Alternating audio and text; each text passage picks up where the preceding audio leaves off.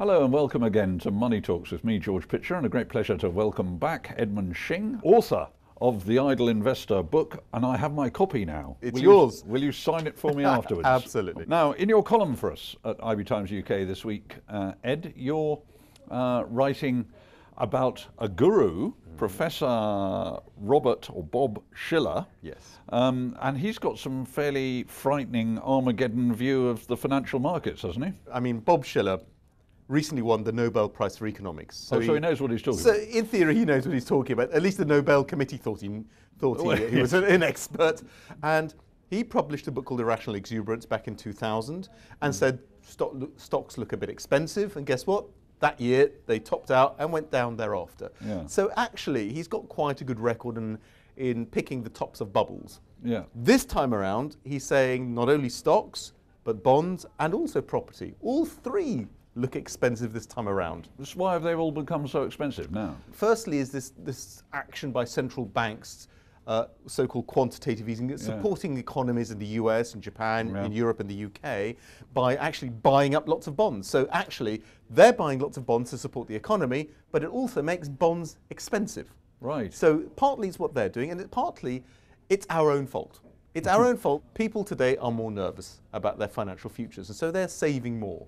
And the fact that they save more actually makes all of these assets more expensive. Is this a delayed recession that we seem to have avoided, that was sort of promised to us after 2008? And things never got as bad as anybody said. It's almost as if they've teetered along on the edge of the cliff and Bob Shiller is saying, now it's going to fall off. I don't think it's quite as bad as that, but there is an element of normally after a recession, in the recovery, you'd expect people to be earning a lot more money and therefore spending a lot more money. Yeah. Now, first of all, in this recovery, we're not earning a lot more. Yeah. And we're certainly not spending a lot more. We're actually choosing, again, when we earn more money, to save quite a bit of that extra money. And that's why these asset classes where we're shoving our money, bonds, shares, property, think about the buy-to-let market, think about the London property market, I would say that looks very overvalued.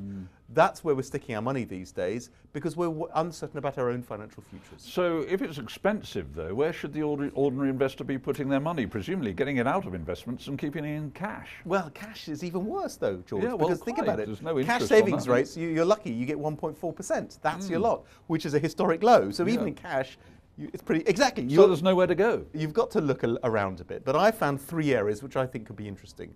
The first one is what we call the UK AIM market of smaller companies. So these are very much smaller, high growth companies.